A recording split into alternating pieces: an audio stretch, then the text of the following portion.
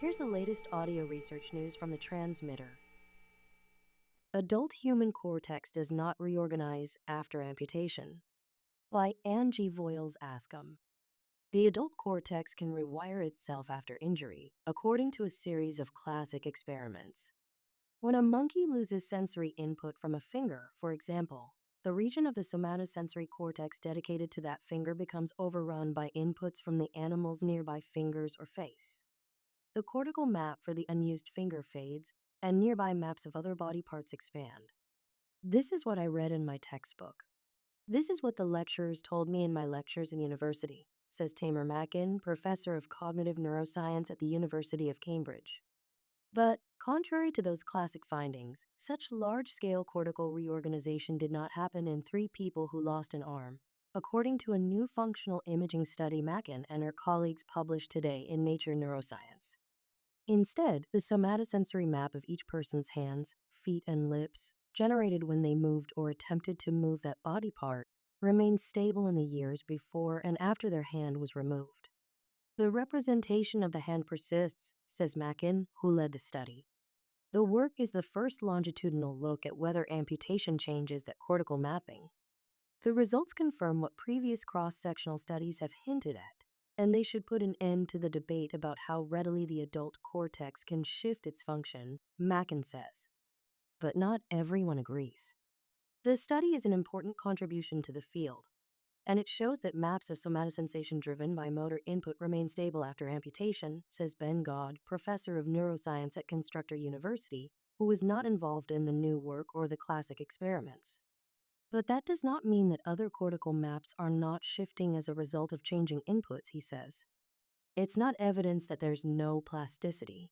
Still, past studies defined cortical reorganization as a repurposing of the cortex after a change in input, something that the new study does not find, says John Krakauer, professor of neurology, neuroscience and physical medicine and rehabilitation at Johns Hopkins University, who was not involved in the work but has previously collaborated with Mackin. Claims were made that you get takeover of function, and there's just no such thing. In a series of experiments that began 7 years ago, Mackin and her colleagues imaged the brains of 3 people who were planning to undergo an arm amputation to address medical conditions. They asked the participants to move their fingers, toes, and lips in the scanner, and then used that activity to identify how somatosensory information from each of those body parts mapped onto the cortex. The team repeated the experiment at 3 and 6 months after surgery for all 3 participants, this time asking participants to attempt to move or imagine moving the fingers from the hand that had been amputated.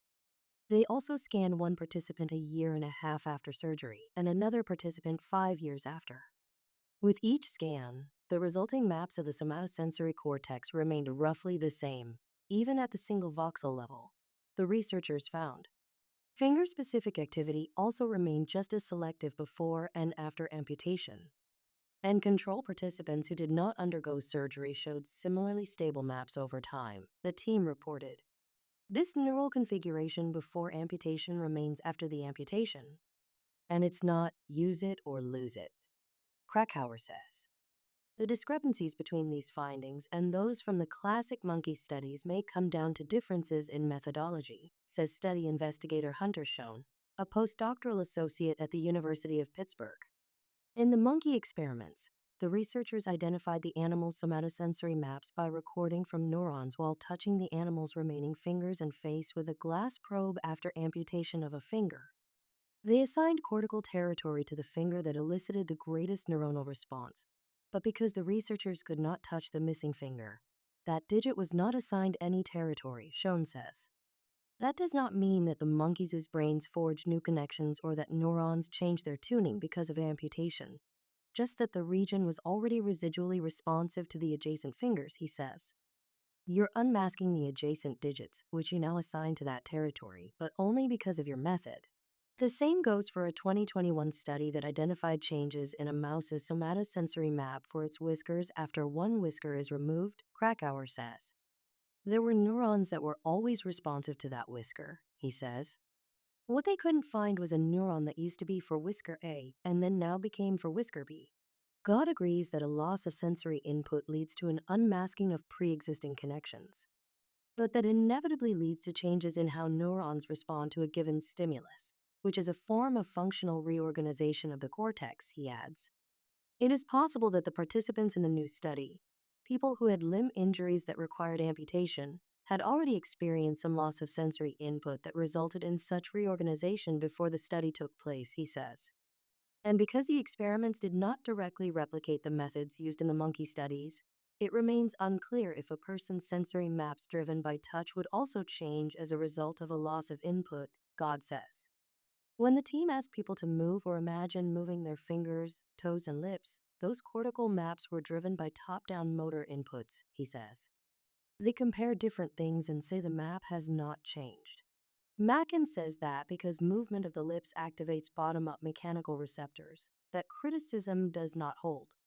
We can absolutely map out the boundaries of the lips, and the lip representation doesn't shift or change, she says. So in theory, the challenges are correct, but in practice, they're wrong. The new work rejects the idea that any functional remapping, which would require a shift in neurons' topographic maps, is happening, Mackin says. With their experimental paradigm, the team cannot rule out the possibility that other aspects of the representation have shifted, Mackin says. But maybe now that, I hope, we have a resonating answer to this question, we can close this chapter and start another chapter. One potential new chapter is how to treat phantom limb pain, which people frequently experience after amputation, Schoen says. Because some research suggests that such pain stems from inappropriate cortical reorganization, treatments attempt to undo that improper mapping. But the new work suggests that is futile, Schoen says. Other treatments, such as those that address the peripheral nerves left over after amputation, may prove more successful, he says. The findings also raise important questions for neuroscientist, Krakauer says. Something has happened that means that the configuration, the internal structure of that region, has locked into an identity, and it's not going to change just because it's no longer getting its original input, he says. What is the biology of that resilient hanging onto your cortical identity? This audio was created using artificial intelligence. Stay up to date with the latest neuroscience news and perspectives at thetransmitter.org. Follow Audio Research News on Spotify, YouTube, or wherever you get your podcasts.